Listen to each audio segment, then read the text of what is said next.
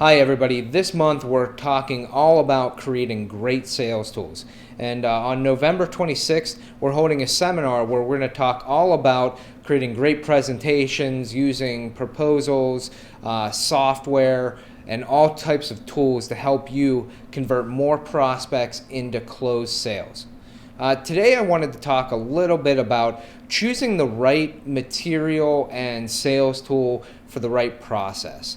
One thing that I see when I talk with customers a lot is that they really don't understand when to present the right information. They have a lot of collateral material, they have videos, they may have testimonials, they have different pieces of information, and then when they talk to us, they want to add to that. They want to, get it interactive and digital. They want to improve their materials, but what they haven't really done is sat down and thought about their process.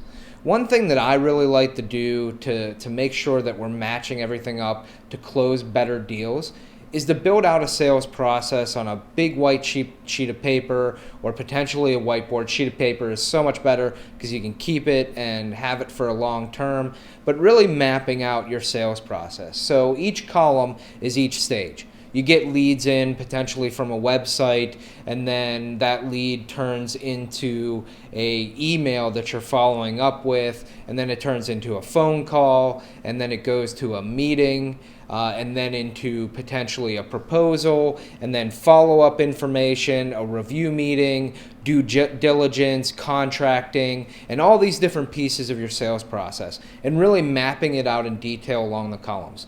And then along your y-axis, putting who is involved in that process, which person owns that piece of the process. So when leads come in, that's someone specifically following up, and then your meeting versus your proposal. Sometimes it might be the same person if you're a small organization. If you're larger, it could be multiple people getting involved. And then within each one of those boxes, what we really want to look at is what information does the customer want at that time. So if John is writing a proposal, we really need to understand this is what the customer wants. For them to move forward to that next stage in our process, we need to make sure we're giving them this information, that we're following up in this way to that process. And really understanding so we can see visually, how do we keep moving people forward in our process? And when we map it out like that and we look at the materials that we use in a meeting, potentially the presentations, the proposal, we can really take a look at all these different elements and how they push someone to the next stage.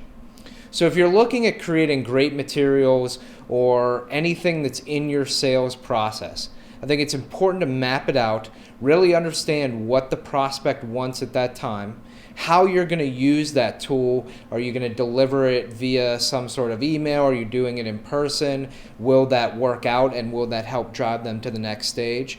And map out all these pieces, and it will really help you convert more deals. So if you've got a sales process, if you're doing sales at all, make sure that you're mapping it out, do it really well, and I know that it's going to help you out. So again, we're having our seminar on November 26th. It's going to talk all about sales tools, sales process, and how to make more closes in your process. And we hope to see you there. Thanks a lot and have a good day.